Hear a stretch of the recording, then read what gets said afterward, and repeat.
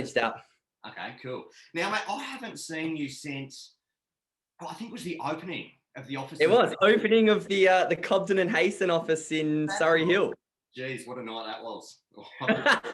Absolutely. It was a good night. It was a good night. But, mate, your background, so you're obviously here today to talk about tech, basically, and that's right. And the platforms and how it can help property managers as well. But before we get into that, mate, your background, where are you from? And yeah, good question. Look, it's an interesting story, but essentially my background was property management, business development management. So I did that in Sydney CBD, inner west of Sydney, and actually Double Bay. Really interesting story of how I actually got into this space. But yeah, so I was worked my way up from receptionist up to a senior PM. Yeah. And during my career in that, I got a cancer scare. All sorted, everything was great. Caught it early and whatnot. Yeah. But towards the end of my career as a senior property manager, I was very big on building relationships, and I had this really good relationship with this guy. Ended up being one of my tenants, short-term tenants. So his line of work, we're talking eastern suburbs Sydney, right? So he's rented this place for however much it was, a lot of money a week, yeah. And he did BDM work for an engineering company. Okay. Didn't get a paycheck, but his commissions were anywhere from 250, 300 grand to like $3 million. Right. So he just completed a small job, and his plan was he was going to rent a property for 6 months. This big commission was coming in, and then he was just going to retire, go off the grid, buy a place down the south coast, and sort of live his life out there. Yeah. Now, during that 6 months, all good for the first month. Yeah. Second month, he gives me a call, and he tells me that his daughter-in-law had brain cancer. And he said, look, I have to use basically this money to try and make her better. She didn't make it, unfortunately, but all that money he sort of had saved for this next 6 months when it went into trying to give her the best treatment and this, that, and the other. And obviously, as a result, rent fell behind. Yeah. He sent me all these paperwork saying, listen, this is the deal. It's coming through on X date. As soon as it comes through, I'll back pay and forward pay the rest of the rent. We'll go from there. Yeah. So called the owner. This owner, look, she wasn't short of $1. She owned multiple investment properties. And she actually, I was quite surprised when I spoke to her. I thought she'd think it was fine. And she goes, no, look, I don't want anyone owing me rent. It's a principal thing. Kick him out of the property. So I was a bit shocked by that, but kept going along, told him the information, tried my best to sort of say to him, look, do what you can do to kind of scrape some money together. I don't want to do this to you. I don't want to kick you out of your home. Yeah. And one thing led to another. We ended up going into the tribunal hearing. Yeah. The owner called me from the south of France. I think she was skiing at the time, whatever she was doing. She said, look, it's a principal thing. Kick him out. Don't care what the excuses are. I want him out of my property.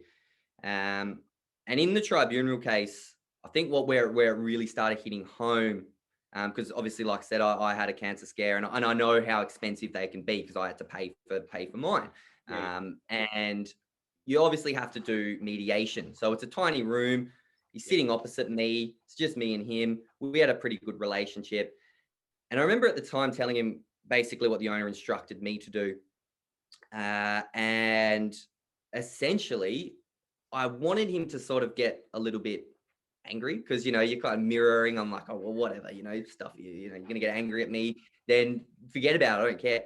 Yeah. But he was really calm, and he even said, he goes, I know you don't want to do this. Yeah. Got nothing to do with you. And it hurt, man. It broke me. That's a hard situation to be. It was. Yeah. It was a hard situation. So I explained to him and I said, listen, I don't know if you know this, I actually had a cancer scare myself. So it hit home. I can understand the financial burden that's involved in that. So we went through the tribunal hearing, and I remember the member was looking at me like I was a real piece of shit, right? And obviously I was doing everything by the book. Yeah. So it got to the point where I physically started choking up, couldn't talk.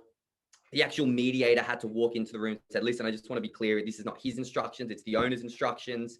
Yeah. I had to leave the room, sit in the bathroom, you know, tears are streaming down my face. And that was the moment, like leaving that. The owner still pulled all the managements. Of course, it was all my fault. But that was the moment I said, I don't want to do this anymore. And my mindset shifted. So I was actually quite excited about property management. And then I started to personally resent it at the time. Yeah. And property management is one of those jobs, as all the property managers watching today will know, and I'm sure they've had experiences like this. As soon as you resent it, your work can just snowball and just keep going up. And I hated coming to work. You know, I'd have sleepless nights coming back in on the Monday, and it caused me to lose a relationship with my partner and whatnot. But there was basically during that 6 months, there was a bit of a pride and a bit of an ego for me where I didn't want to take a step backwards. And I stayed, looking back now, I stayed in it too long. And I will say advice to any property managers, if you're losing that passion for your work, either leave or try and find a way to get that back. And to cut you off there, that's a really good point. So, I mean, when I was at Lang & Simmons at Wallara, I started a little short-term Airbnb rent roll, built that a little bit, went over to the other place, I'm not going to mention the name, went over there. The last 6 months was hell. It was to the point, I love real estate, but I hated it. And you're right, every little thing becomes massive. Every little email, tone gets lost in emails, and especially in PM, it is a thankless job. Nobody really thanks a property manager. So you're right. It's when you get into that heads, and I probably, looking back now, I probably should have left 6 or 12 months earlier, because now you get out, you get your headspace clean, you get back into something that you love doing, and you get that passion back.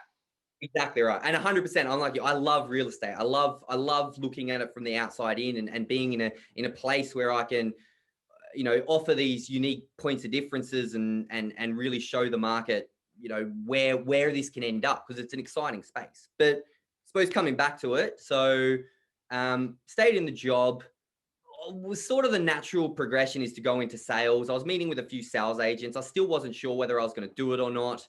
And one of my family members passed away of I think it was of cancer, actually. Yeah, she passed away of cancer. So I had to go to a funeral in Newcastle. And this is where like all the stars aligned, right? So it was on my dad's spot.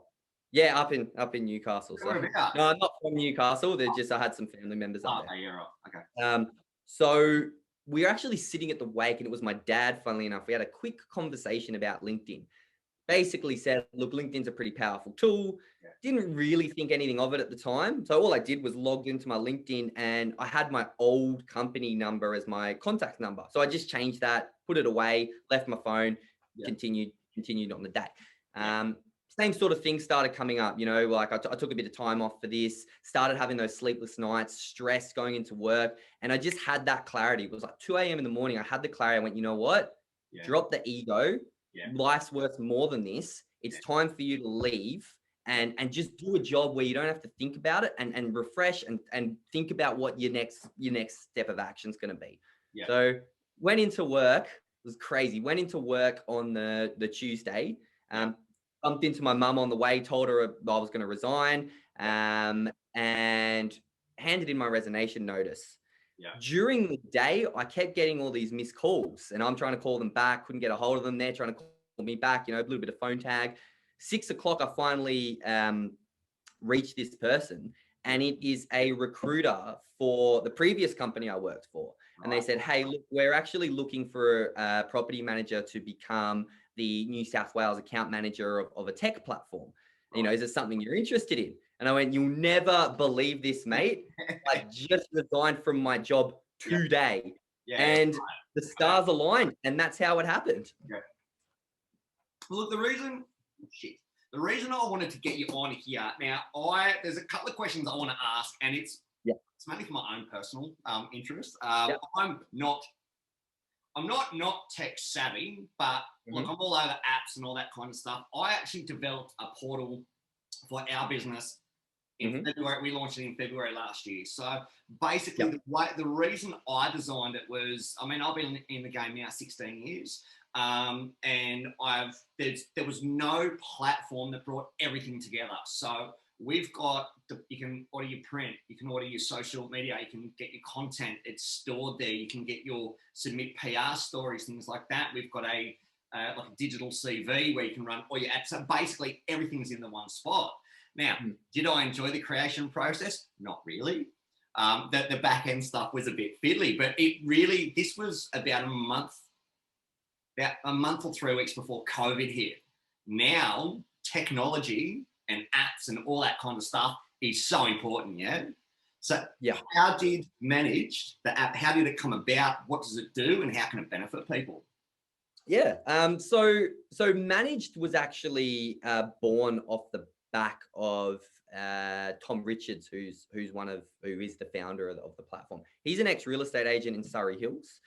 He used a lot of the trust accounting platforms and felt like he could do something better.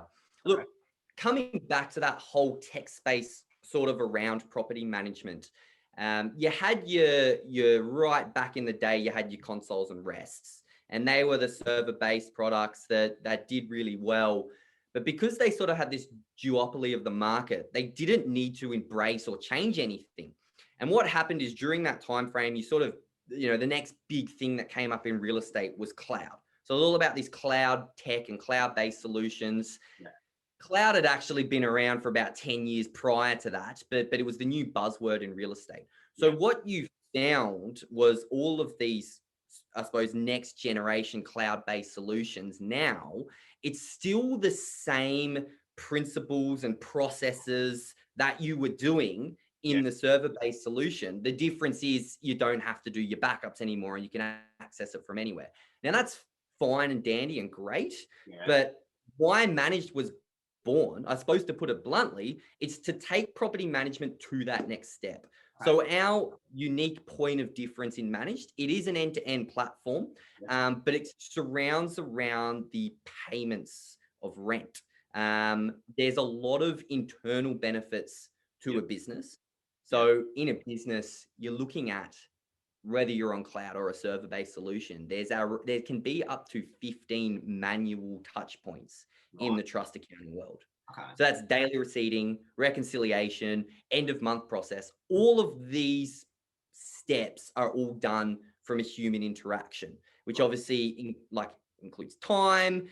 There's the risk for error with the payments going to the wrong place, potential fraud, but all of these things that the Managed has eliminated that risk, and we're an end-to-end payment platform, which basically means that there's no human interaction. The agency doesn't touch those funds.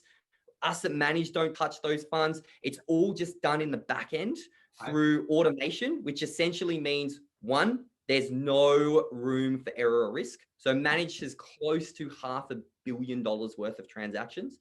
There's never been a mistake. I can tell you right now, I've never met a trust accountant that can say they've never made a mistake with funds. Not to say that, trust accountants are making mistakes, but it's just physically impossible to say that. So, so I don't know if I read it on your site or you mentioned it to me the other day. So that means auditing. There's no need for auditing, and you don't need a trust accountant. That's right. Yep. So if I wanted to go and start, so I'm a licensed agent, last 1 or 2, whatever the new one came in that you need now.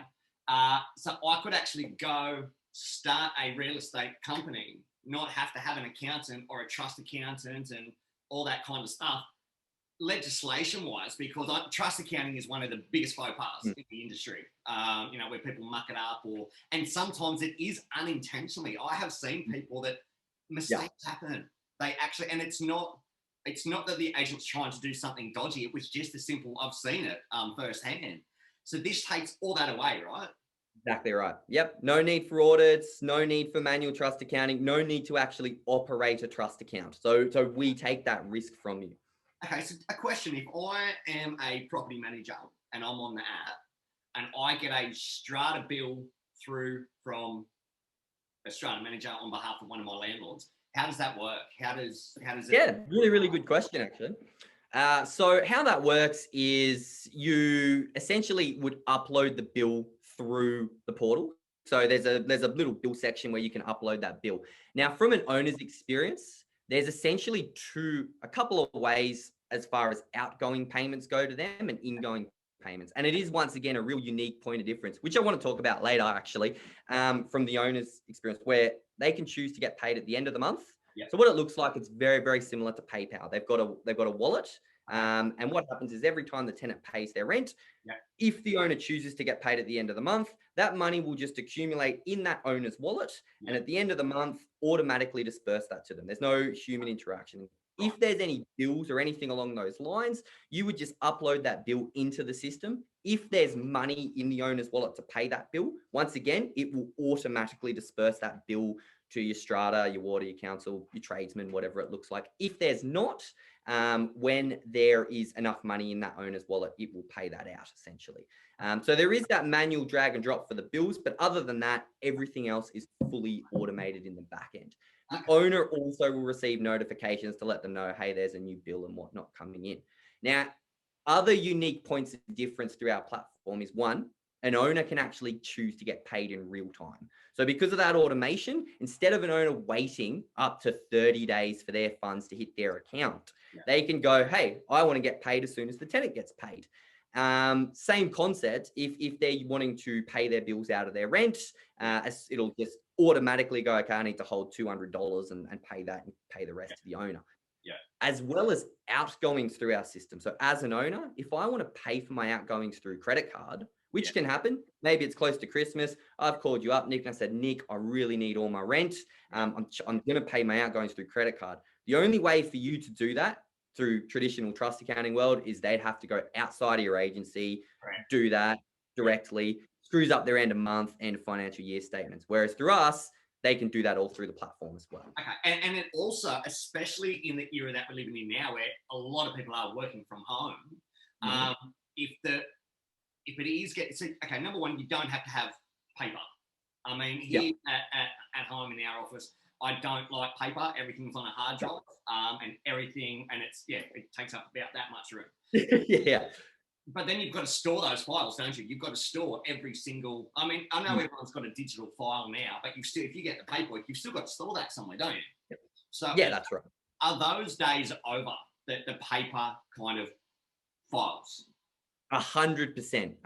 I've got a friend that I know really well in Brisbane who's using the managed platform, and he's gone out and started his own agency. It's been really successful. But I can tell you right now, you walk into his office, there's no paper. It's all fully digital now, and it's all saved. Well, from the property management experience, it's all saved through the managed platform as well. So you've got access to it.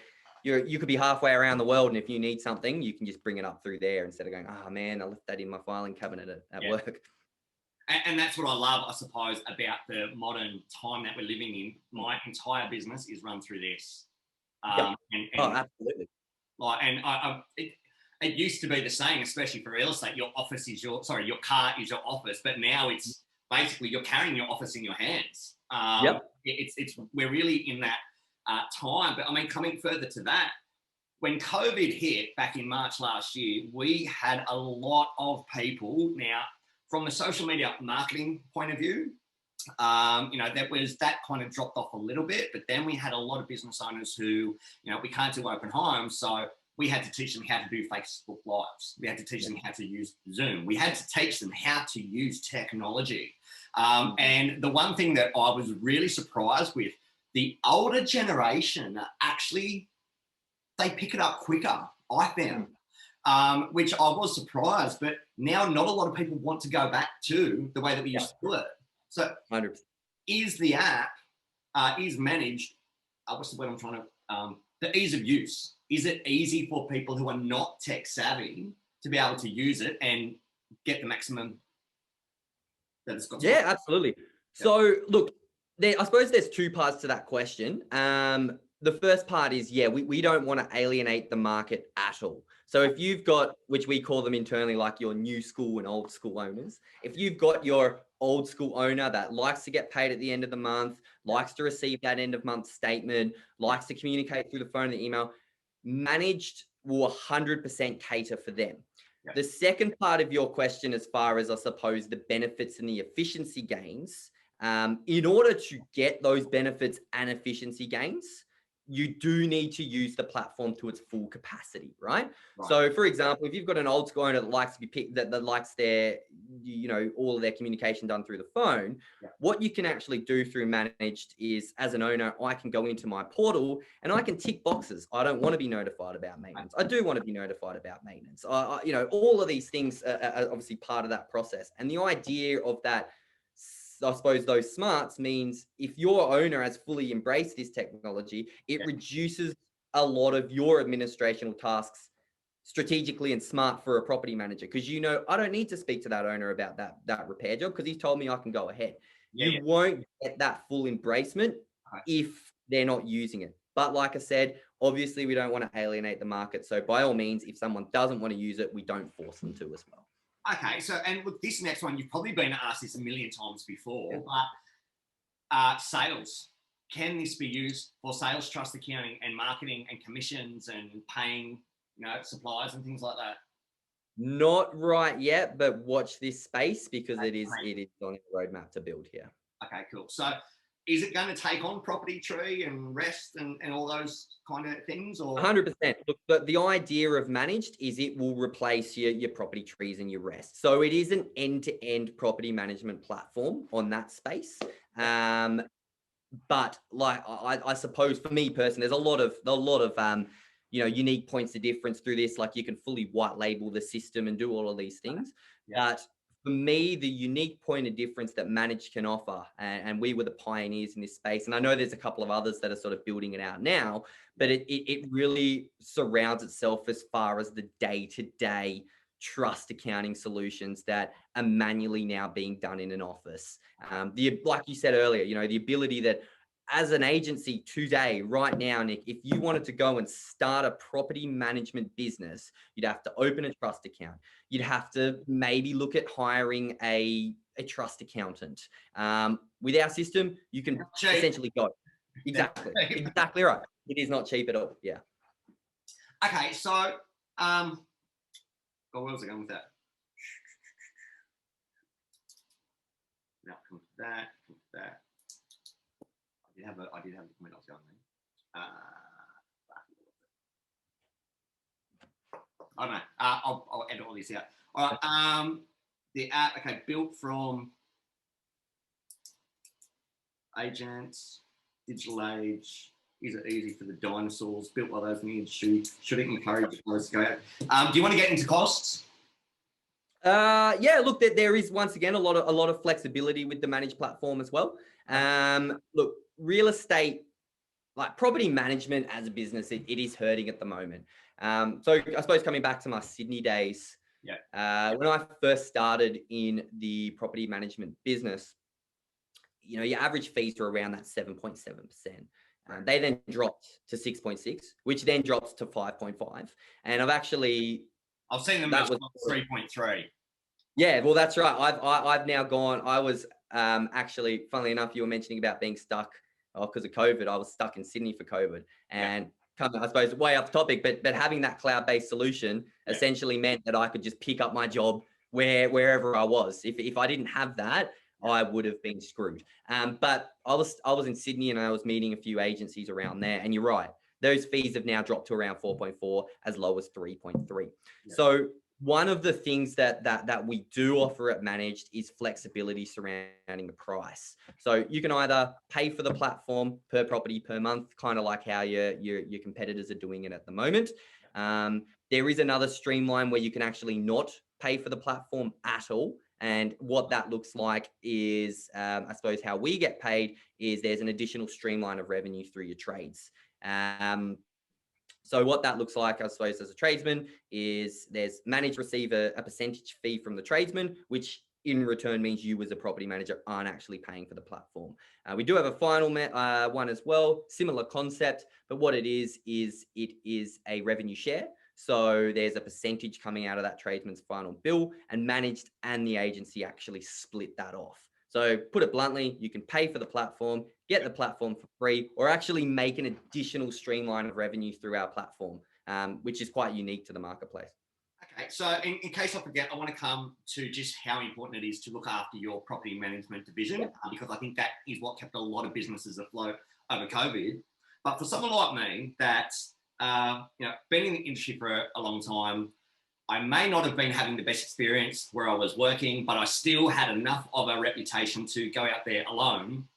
I could rebrand, as myself, but not have to worry about trust accounting. How or the auditing and everything. I can just literally go out there, start signing up rentals. How quick, easy, what's the turnaround time? Like how simple? Like for someone like me who's not tech savvy, I imagine there's training involved, there's support involved, all that kind of thing. I mean, because it scares me when it comes to trust accounting and money. So how easy is it for people to follow the app, and what's the support in place? So we can have you up and running, essentially, as say a business that wants to go out pretty much the next day, pending obviously what we've got on internally, but we've done that where people have signed up in the morning and then the next morning they've got the platform. Our training, it's sort of all inclusive. So, as part of that setup, we don't clock watch or do anything along those lines, but there is 3 internal components that every person needs to do. Once you've completed that, you get a certificate sort of saying, yep, you've done your managed training. Same as if you've got a new staff member coming in sort of 6 months time or anything, you can invite those into the training sessions and they get that certificate. And then from there, if you need any additional training, we're always available. Support. So we've got all of our support staff are actually based in North Sydney. We've got like your self-help articles on the website that you can go and search for. But if you need, to speak to one of our support team, we've got that live chat. You're not talking to a robot. You're actually talking to someone in the North Sydney office. And I think the average turnaround time that now is around 6 minutes. So you've always got your support there. All right, cool. So licensing, obviously, as you know, the classes of license are changed. I think they change tomorrow. I think the kickoff or the turnover, whatever it is. Does that matter with managed? So I think it's a class 2. Is that's the grandfather one or the one you want? So that's the one I've got. But can a class 1 agent still go out there and run a trust account under that license? Look, it's something like each state's got a separate thing that they want to do. And I would sort of recommend looking into that before you pursue looking at managed. So of course, as an agency in each individual state, you need to have a specific license to operate. We don't sort of control what that looks like. Where I suppose from our end, what we can offer is, to put it absolutely simply, the managed platform is a payment platform between owners and tenants. So you as an agency don't touch the money. Us at managed actually don't touch the money. And because of that, you don't need to be audited. If you were to operate a trust account, there is a lot of legislation surrounding that. But obviously with our platform, you don't actually need to operate a trust account, hence the legislation. It would just be easier if they could put the whole legislation across the whole country, just make it the same. It's so confusing when it comes to contracts and change and cooling off on the start. Okay, so like I just touched on a little bit before, COVID, a lot of people really relied on the rent roll, property management to get them through it. How important is it now? As a sales agent, and I've seen it with a lot of selling agent principals, property management is not always given the respect it deserves because it's the sales, it's the big commissions and stuff like that.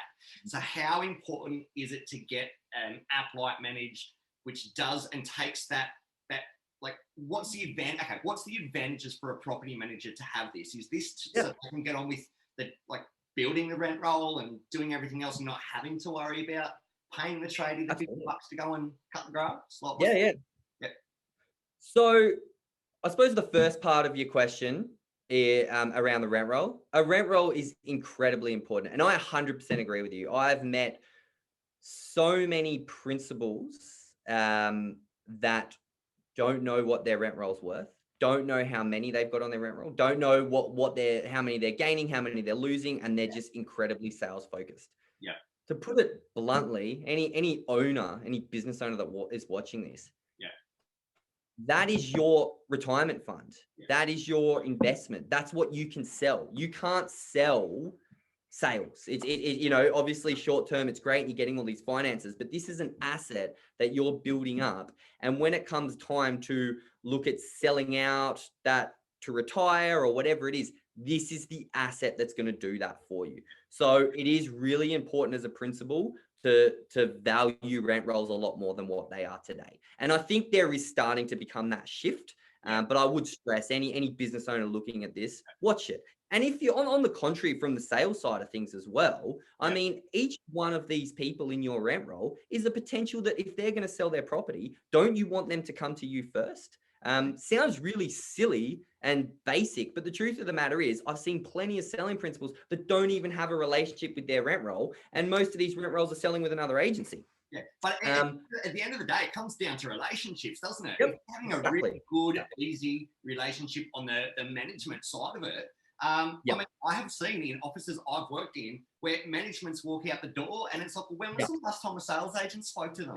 I have got clients. I spoke to a fella down in Canberra just before Christmas. He was the top selling agent back, 20 odd years ago, got into property management. He fell off the radar. He was dealing with a lot of tenants, but wasn't dealing with the landlords where he used to. So he'd obviously sell it to them, get them in, blah, blah, blah, blah.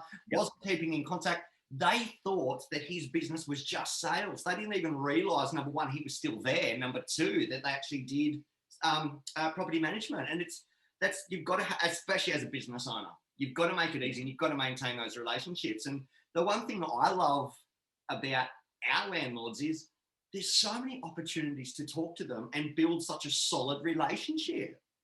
A lot of people, like I've had landlords tell me, and actually my property manager back in the day as well, every time I saw her number come up, it's how much do you want?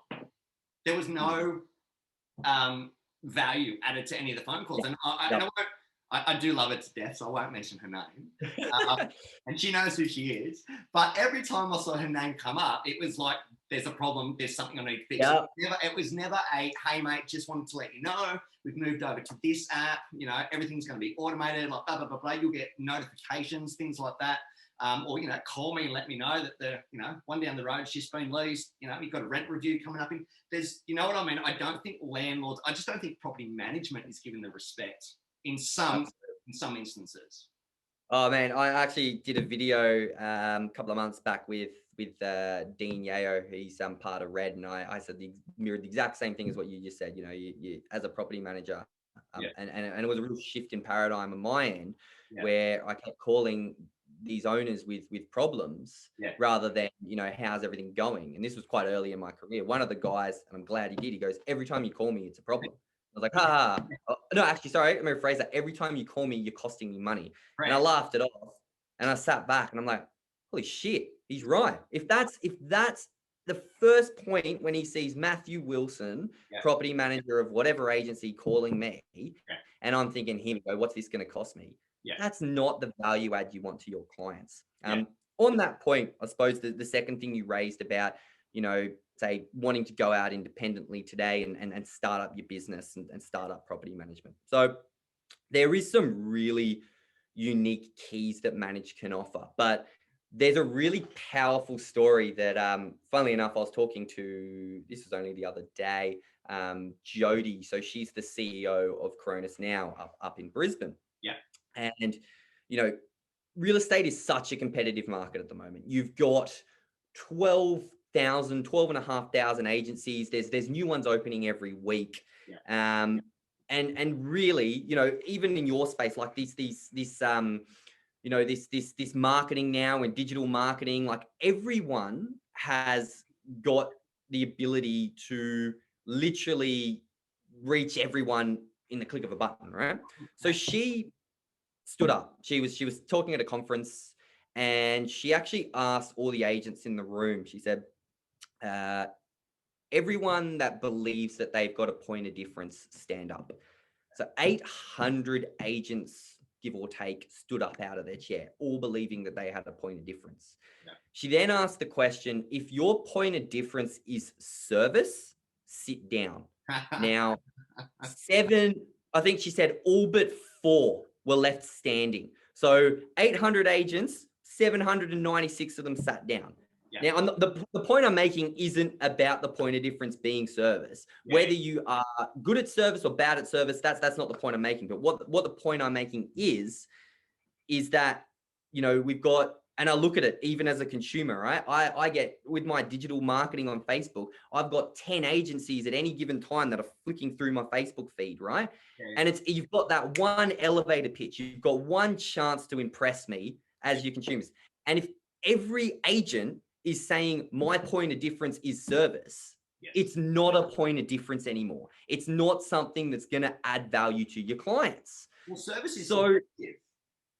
It is. And look, don't get me wrong. Service is incredibly important, and it is, but it's not a point of difference. So no. I look at coming back to the managed platform, right? And another story, there's an agency, they didn't use SEO marketing, but they literally went and printed something out in a newspaper. And their quick USP elevator pitch was landlords get paid in real time. It was such a strong message that they had an inbound of inbound, like of flooding of calls, which is from a newspaper, so they couldn't track it. But all the other agencies in the area were cutting out this piece of paper, like this little ad, and sticking it on their walls and going, how can they offer that? And that's the conviction, and that's the messaging that you want. You want a strong point of difference. So it was like you posted a video a couple of months back where it was something along the lines of, through our portal, we can reach 129 million digital prospects, or something along those lines. Yeah. That is a powerful message. That is a powerful conviction. So if you're, once again, challenge everyone watching this, sales agents, property managers, operations managers, principals, people outside of the industry, we can reach everyone in the ability that we never could before, but so can all your competitors. So I'm being flooded with a whole bunch of messages from these real estate agents. And if your message is, I've got a point of difference, the chances are every other agency in your area's same message is, I've got a point of difference. So use technology, embrace technology, or maybe look at it as something else, but really look at a key message that you can offer that's different to the clients in your area, or the agents in your area, where you can really streamline and win your business. Well, and that's the beauty of managed, Well, and coming back to our portal for a tick, so you're right, the ad that went out, it was a month or two ago, and it was advertising the portal. Now, we built a digital database because, people, to get them on the phone these days, email open rates, 25-30% open rate. Socials, you've got to spend a hell of a lot of money, to beat algorithms and all that kind of thing. But we track, we target, we put the IP and all that kind of thing in a different place on the platform. But for some of our members, some of our clients, we've got to download a VPA form where they can go into a listing and say, look, what's our point of difference? And obviously we power them from behind the scenes. I can put your property in front of a stadium-sized audience by the end of the day. Is that exactly the next guy can do? That's our selling point. I can sit here and say we've won awards, this, that, and the other. Mrs. Smith, who's sitting across the table from me, who wants to sell her house, doesn't care what awards I've got up on the wall. She wants to know I can get in front of 1 million people by the end of the day. That's what she cares about. That's the point of difference. And you mentioned earlier about ego. And that's what I think, especially after COVID, people don't care how good you are. They want you to look after their biggest asset. They want to be paid on time as well. So I think I didn't know that. I think that's awesome that when the tenant pays, the landlord gets paid, because cash flow at the moment for a lot of people, and a lot of people think landlords are rich. A lot of people think that landlords, they can go a week without rent. They're loaded. They've got an investment property. Not so much the case. No. Exactly right. There seems to be this real taboo, I suppose, that what I've noticed, not for all real estate agents, but for some, the more technology and automation you use, the less customer experience your tenants are going to have, or customer service rather, your tenants are going to have.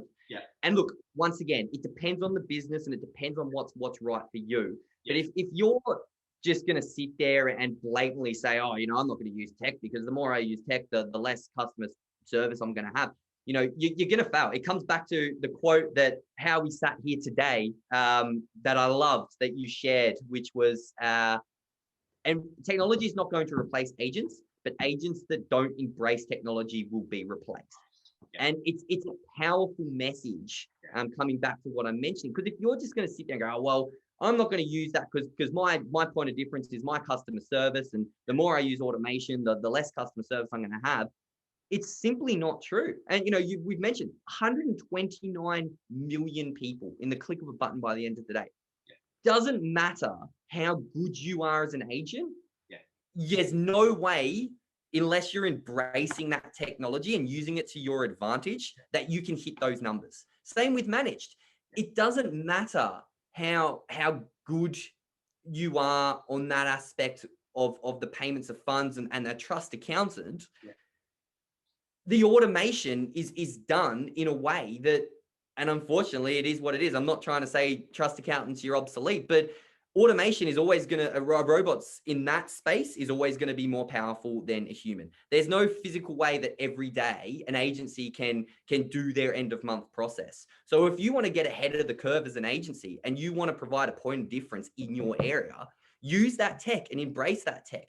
Coming back to you, if you're a startup agency, right, and you're coming up against maybe six agencies in your area that are quite, they're known and they're in the market, and 5 of them say, hey, look, we process your funds at the end of the month. If you really want us to, we can do a mid-month. And you're coming in going, hey, look, I can actually pay you in real time because I know as a landlord, that your mortgage isn't coming out at the end of the month. And if you want to get paid straight away, we can offer that for you.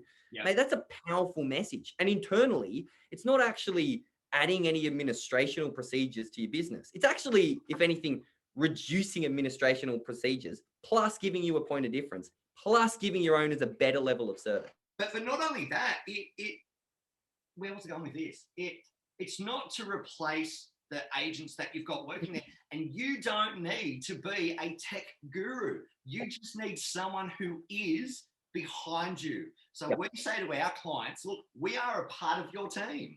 You get you get Campaign Track, for instance, to do your signboards and your DLs. You get realestate.com and Domain to put your properties on the portals. You get Bespoke Media Group to do your socials. Like, we are just a platform. You don't need to know. You need to know enough about it to sell. But I love that on when you said we're part of your team. That's literally the reason why at Managed, for example, we fully white label the platform to you. So it's designed to enhance and exactly what you said, it's part of your business. And that's what we're here to do for you, which is why we white label the system for you. Well, I had a great conversation with someone last week, and every now and then, and you probably find it as well, some marketing managers get a little bit on the nose with us when we go in there. It's like, I'm not trying to replace you. Yeah. All I'm trying to do is take off the work that it's not going to make you money in the short term. But while you're not sitting there trying to create a social media image for Instagram, you can be creating newsletters or new market drops, or put your area or your focus in other areas to grow the business. Let me look after this. This is what I'm an expert in. Not everyone's got a degree or something in social, and they don't need to. They just need the little cheat sheet that we send them. Go out there, slip it in front of your vendor.